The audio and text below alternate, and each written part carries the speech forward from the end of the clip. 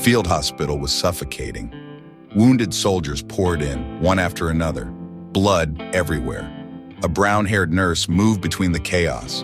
Her face was exhausted, but her hands never stopped, stitching, bandaging, saving lives. For 18 straight hours, she didn't rest. She treated dozens of patients without a single break.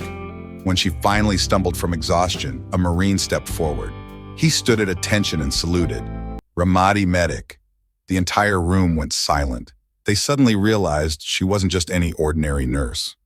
Clara Jameson stood barely 5'4", with long brown hair that she always kept tied back in a simple ponytail. At 29, her slender frame and fair complexion made her look younger than her years.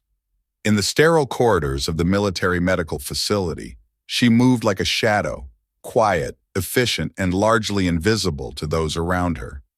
"She's just a nurse," Dr. Richardson muttered to his colleague as they watched Clara carefully check on a patient's IV drip. "I don't think she has what it takes for the major cases, too soft." Dr. Martinez nodded, adjusting his stethoscope. "I've seen her type before. They burn out fast when the real pressure hits." The younger staff members whispered among themselves during break time. "Have you noticed how quiet she is? Never speaks up in meetings. I doubt she could handle the stress if things got really bad." They said this while Clara sat alone at a corner table, eating her sandwich and reading a medical journal. But they didn't see what Clara did when no one was watching. Every morning she arrived 30 minutes early to check on the night shift patients. She would quietly replace wilted flowers, adjust pillows, and make sure the water pitchers were full. When young Private Johnson's mother called from 3 time zones away, terrified about her son's condition, Clara spent her lunch break on the phone, patiently explaining his treatment and recovery progress. Last Tuesday, Dr. Richardson had torn his lab coat on a cabinet handle. Clara noticed the rip during rounds but said nothing.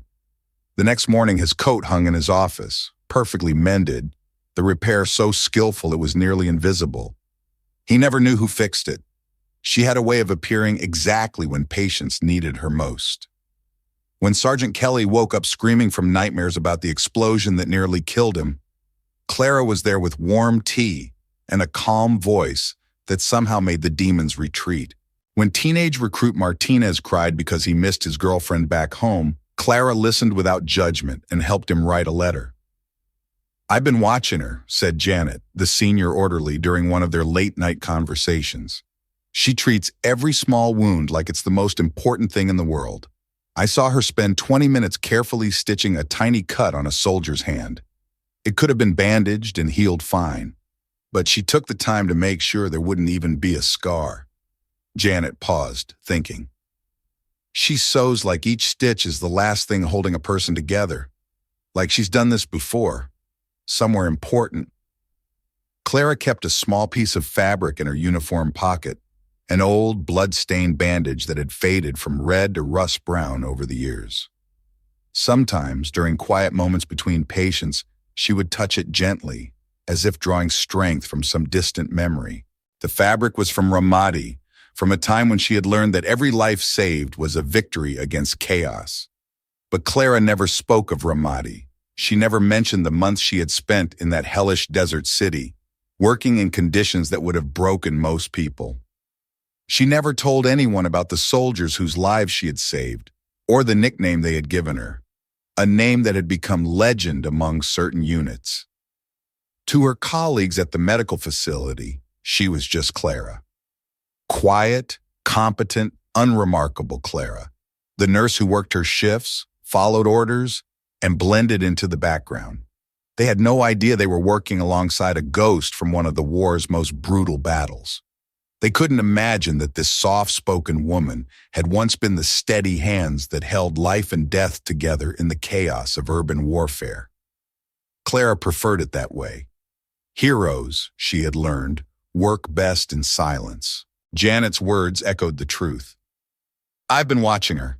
She treats every small wound like it's the most important thing in the world. She sews like each stitch is the last thing holding a person together. Like she's done this before. Somewhere important." The convoy arrived without warning at 3:47 a.m.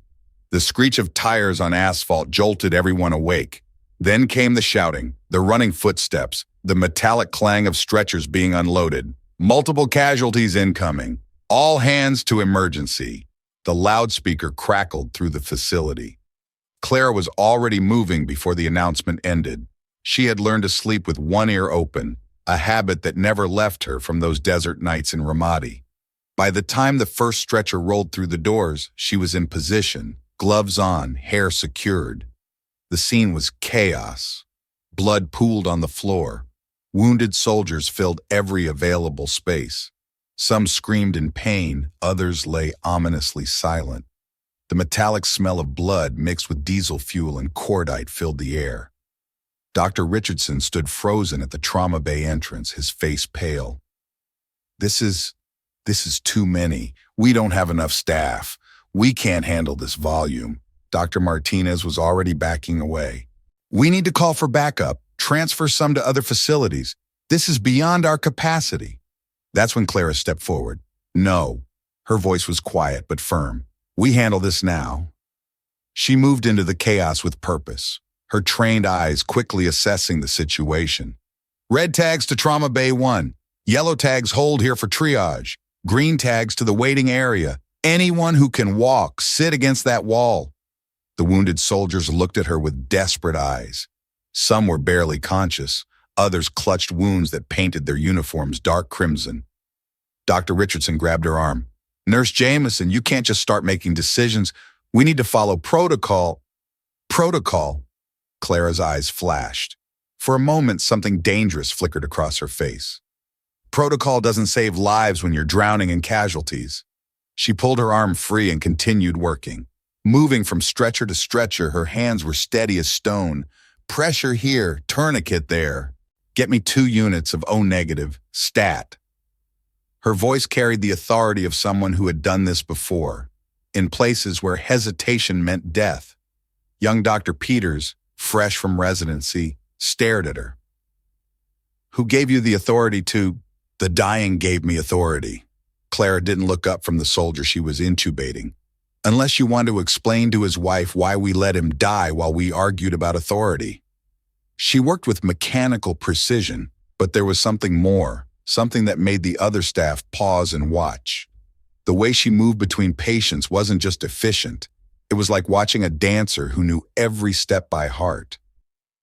Clara reached into her pocket and pulled out the old, faded bandage from Ramadi. She wrapped it around her wrist like a talisman. The blood-stained fabric, a reminder of other nights, other battles, other soldiers who had needed her to be more than just a nurse. I need sutures in room 3, she called out, simultaneously monitoring the breathing of one patient while directing an orderly to apply pressure to another's wound. And someone check the vitals on the sergeant, 3rd bed from the left. Dr. Richardson was getting frustrated. Nurse Jameson, you're going to burn out. You've been at this for 6 hours straight. Take a break before you collapse. Clara shook her head, sweat beading on her forehead. We don't have time for breaks. Look around you. She gestured to the patients still waiting for treatment. Every minute we waste is someone's son, someone's father, someone's brother bleeding out. She moved to the next patient, a young Marine who couldn't have been older than 19. His leg was mangled and he was going into shock. Clara knelt beside him, her voice soft but urgent. Stay with me, Marine. What's your name? Thompson, he whispered, tears mixing with dirt on his face. Am I going to die? Not on my watch. Clara's hands worked quickly, starting an IV and administering pain medication. I need you to keep talking to me, Thompson. Tell me about home. As she worked, other staff members began to notice something extraordinary. Despite the chaos, despite the overwhelming number of casualties, Clara seemed to be everywhere at once. She would finish suturing one patient and immediately move to assist with another, never missing a beat, never showing hesitation. Dr. Martinez pulled a colleague aside. Have you seen her work before? It's like she's done this exact scenario 100 times. More than that, whispered Janet, the senior orderly. Watch her hands, no tremor, no hesitation. And look at her eyes. They're seeing things we're not. She's triaging faster than doctors with 20 years experience. Hours passed. Clara moved through the wounded like a force of nature. When one of the younger nurses started to panic, Clara steadied her with a calm voice and steady guidance. When equipment ran low, she improvised with the skill of someone who had worked in places where improvisation was survival. The old Ramadi bandage around her wrist grew damp with sweat, but she never removed it. Sometimes, between patients, she would touch it briefly, as if drawing strength from memories that haunted and sustained her in equal measure. Private Martinez, one of the wounded, would later tell anyone who would listen. I remember her bending over me, sweat dripping down her face, her hands shaking from exhaustion, but still stitching my wound closed. I asked her name and she just said, "Don't forget to breathe." That's all. But something in her voice, it wasn't her first war. Hour 12, then hour 15. Still Clara didn't stop. The wounded kept coming in waves like a tide that refused to recede. Each time the staff thought they had caught up, another convoy would arrive with fresh casualties. The air grew thick with the sound of medical equipment beeping, voices calling out vital signs, and the constant shuffle of feet on blood-stained floors. Clara had saved 32 lives and counting. Her scrubs were soaked with sweat and splattered with blood that wasn't her own. Her hands, once steady as stone, now trembled slightly from exhaustion, but they never stopped moving. Suture after suture, bandage after bandage, life after life. "Nurse Jameson, you need to rest," Dr. Richardson pleaded, but his voice lacked conviction now. He had watched her work for 15 hours straight, had seen her do things that defied medical training. She wasn't just treating patients, she was orchestrating salvation. When Dr. Peters collapsed from exhaustion at hour 16, Clara seamlessly took over as patient. A young soldier with severe internal bleeding was going into cardiac arrest. Without hesitation, she began chest compressions, her small frame somehow generating enough force to keep a heart beating. "Come on," she whispered to the unconscious soldier. "Come on, stay with me. Your fight isn't over." The heart monitor showed flatline, then a blip, another blip, a rhythm. He was back. Hour 17 turned into hour 18. Clara's vision started to blur at the edges. She had consumed nothing but black coffee and determination for nearly a full day. Her legs felt like they were made of concrete, and her lower back screamed in protest with every bend and lift, but she couldn't stop, wouldn't stop. The old Ramadi bandage around her wrist had become her anchor. Every time she felt herself wavering, she would touch that faded piece of fabric and remember other nights, other soldiers, other moments when giving up wasn't an option. At 9:43 p.m., exactly 18 hours since the first convoy arrived, Clara finished suturing the last patient, a teenager who couldn't have been older than 18, barely old enough to shave, let alone carry a rifle. As she tied off the final stitch, her knees buckled. She caught herself against the metal examination table, her palms pressed flat against the cold surface. Her chest heaved as she tried to catch her breath. The room spun slightly, and she closed her eyes to steady herself. That's when she felt the presence behind her. Clara turned to see a Marine standing at attention. He was older than the wounded soldiers she had been treating, maybe mid-30s, with graying temples and eyes that had seen too much. His uniform was crisp, his posture perfect, but there was something in his expression that made her pause. He was staring at the bandage around her wrist, the faded, blood-stained fabric that had become as much a part of her as her own skin. Recognition dawned in his eyes like sunrise breaking through storm clouds. The Marine straightened even further, if that was possible. His right hand came up in a sharp, perfect salute. His voice carried across the suddenly quiet room with the authority of absolute respect. "Ramadi Medic." The words hit the room like a thunderclap. Every conversation stopped. Every head turned. The constant background noise of the medical facility seemed to fade into nothing as those two words hung in the air. Clara stared at the Marine, her exhausted mind trying to process what was happening. She hadn't heard that name spoken aloud in 3 years. It belonged to another life, another war, another version of herself that she had carefully buried beneath the quiet efficiency of civilian nursing. Dr. Richardson looked confused. "I don't understand. What's Ramadi Medic? The Marine never took his eyes off Clara. Ma'am, Staff Sergeant Rodriguez, 2nd Battalion, 5th Marines. I was there, ma'am. Ramadi, 2019. You saved my squad leader's life, and about 40 others that I know of. Other staff members began to gather, drawn by the sudden tension in the air. Clara felt their eyes on her, but she couldn't move, couldn't speak. The weight of her hidden past was suddenly pressing down on her shoulders like a physical force. Rodriguez continued, his voice thick with emotion. For 6 months, whenever we took heavy casualties, whenever things looked hopeless, there was always this nurse. Never told us her real name. Just showed up in the worst firefights, patched us up, kept us alive. We called her the Ramadi Medic. He gestured to the room around them, to the 30-plus soldiers she had treated over the past 18 hours. This is what she did every day in that hellhole. While we were getting shot at, she was crawling through gunfire to reach the wounded. Dr. Martinez stepped forward, his face pale with realization. You mean she was in combat? Combat? Rodriguez almost laughed, but there was no humor in it. Ma'am was legend. There were units that volunteered for the most dangerous missions just because they knew if things went bad, the Ramadi Medic would find them. Clara finally found her voice, barely above a whisper. Rodriguez, you made it home. Yes, ma'am. Because of you. He still held his salute. We all made it home because of you. The room was completely silent now. Even the wounded soldiers who were conscious had stopped talking, sensing they were witnessing something extraordinary. Young Dr. Peters, who had questioned Clara's authority just hours earlier, took a step back. His face was flushed with what might have been shame.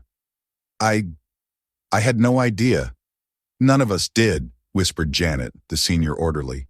She never said anything, never mentioned. Heroes don't usually announce themselves, Rodriguez said, finally lowering his salute. They just show up when you need them most. Clara looked around the room at the faces staring back at her. Some showed awe, others respect, and a few, like Dr. Richardson, showed something that might have been guilt for how they had treated her. But what struck her most were the faces of the soldiers she had treated. Those who were awake were looking at her with a recognition that went beyond gratitude. They were looking at her like they were seeing a ghost made flesh, a legend they had heard whispered about in barracks and field hospitals across 2 theaters of war. One of the younger Marines she had treated earlier tried to sit up in his bed. Ma'am? Are you really the Ramadi Medic? Before Clara could answer, another soldier spoke up. I heard about you. My squad leader in Afghanistan said you were like a ghost, showed up when things were worst, saved lives that couldn't be saved. Type I owe a debt in the comments if you've ever owed someone who saved a life. This story continues, but first, we need to know. Do you believe in heroes who work in silence? The last patient was stabilized at 11:15 p.m. Clara quietly removed her blood-stained gloves, walked to the steel sink, and washed her hands with the methodical precision of someone who had done this ritual thousands of times. The water ran pink, then clear. She sat down on a cold metal chair in the corner, her body finally allowing itself to feel the weight of 18 hours. No cameras, no reporters, no ceremony. Just Clara, a chair, and the quiet hum of medical equipment keeping people alive. The transformation in the room was immediate and profound. Dr. Richardson approached her cautiously, like someone approaching a shrine. His earlier arrogance had evaporated completely. Clara, I owe you an apology. We all do. She looked up at him with tired eyes. No apology needed. We all did our jobs. Our jobs? Dr. Martinez shook his head. What you did tonight, that wasn't just a job. That was something else entirely. The younger nurses began gathering around, but not with the dismissive whispers of before. Now they came with genuine curiosity, with respect, with questions they had never thought to ask. How do you keep going for 18 hours straight? Asked Sarah, a recent nursing school graduate, who had watched Clara work in amazement. Clara's answer was simple. You don't think about the time. You don't think about being tired. You only think about the person in front of you. Just that one person, then the next one, then the next. But how did you know what to do? You moved like you had done this exact scenario before, pressed another nurse. Because I had. Clara touched the faded Ramadi bandage still wrapped around her wrist. Many times. In places where making the wrong choice meant someone's child never came home. The wounded soldiers who were conscious had been listening to every word. Now, as the medical staff dispersed to complete their rounds, the soldiers found ways to show their gratitude. Private Thompson, the 19-year-old Marine whose mangled leg Clara had saved, managed to hobble to the nurse's station. He placed a small wilted flower on her desk, pulled from the hospital's courtyard garden. "Ma'am, we're alive because of you. Ramadi will never forget." Corporal Williams, bandaged from chest to shoulder, left a handwritten note. "To the Ramadi Medic. You gave me a second chance to see my daughter grow up. I'll tell her about you someday." One by one they came, not with fanfare or formal ceremonies, but with the quiet gestures that matter most. A squeezed hand, a whispered thank you, a look that said everything words couldn't express. Staff Sergeant Rodriguez found Clara as her shift was officially ending. "Ma'am, permission to speak freely?" She nodded. "What you did tonight, what you did in Ramadi. There are guys serving all over the world who are alive because of you. They're fathers now, husbands, sons who made it home. You created families that wouldn't exist without you." Clara stood up slowly, her body protesting every movement. "Rodriguez, can I tell you something?" "Yes, ma'am." "The heroes aren't the ones who get remembered. The real heroes are the ones who show up tomorrow, and the day after that, and keep showing up until there's nobody left to save." She unwrapped the Ramadi bandage from her wrist, looked at it one last time, and then carefully placed it back in her pocket. Tomorrow she would tie her hair back in a simple ponytail, put on fresh scrubs, and become invisible again. Because that's what heroes do. They save lives, and then they disappear back into the ordinary world, waiting for the next moment when ordinary won't be enough. Type, "I will live kindly," if you believe that silent heroes deserve to be remembered forever. Their stories matter. Their sacrifice matters. And somewhere right now, another Ramadi medic is saving someone's tomorrow. This isn't just a story about one emergency room shift. This is about the person sitting next to you on the bus who volunteers at homeless shelters every weekend. This is about the teacher who stays late to tutor struggling students without extra pay. This is about the neighbor who shovels elderly Mrs. Johnson's driveway every winter, never mentioning it, never expecting thanks. Clara Jameson represents something we've forgotten in our celebrity-obsessed world, that real heroism doesn't wear a cape or demand recognition. Real heroism shows up quietly, consistently, and often goes completely unnoticed. Think about it. Right now, in hospitals across the world, there are nurses pulling 18-hour shifts because people are dying and someone needs to care. In fire stations, paramedics are grabbing their gear at 3 a.m. because someone called for help. In schools, teachers are using their own money to buy supplies for kids whose parents can't afford them.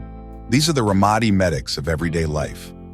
The dangerous truth is this: we live in a society that celebrates the loud and ignores the steady. We give awards to people who tweet inspirational quotes, but overlook the person who actually lives them.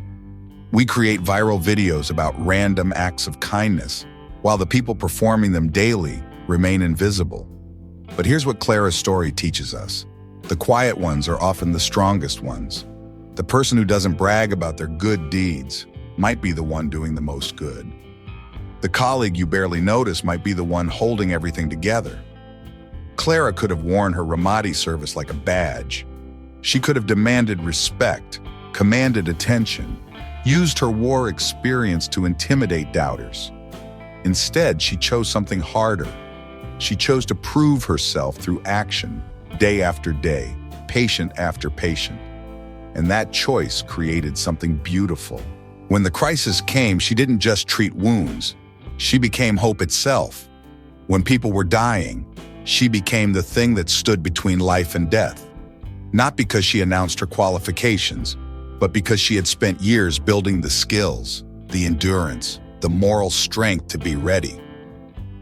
Tomorrow morning, someone in your life will face a moment that tests them. Maybe it's your coworker dealing with a family crisis. Maybe it's the barista who serves your coffee while struggling to pay for night school. Maybe it's the person bagging your groceries while supporting 3 kids on minimum wage. The question isn't whether you'll recognize their heroism. Most heroes don't want recognition anyway. The question is whether you'll become one of them. Will you be the person who stays late to help a struggling colleague? Will you be the one who notices when someone is drowning and throws them a lifeline? Will you choose to persist when everyone else gives up? Because somewhere, in some crisis you can't yet imagine, the world will need you to be more than ordinary. And when that moment comes, the only thing that will matter is whether you've been preparing for it every single day. The Ramadi Medics of this world aren't born. They're built, one small act of courage at a time. If you believe in stories that touch hearts like this one, leave a comment. And don't forget to subscribe to The Veteran's Story. We tell the stories that shouldn't be forgotten. Real people creating real stories, not mass-produced AI.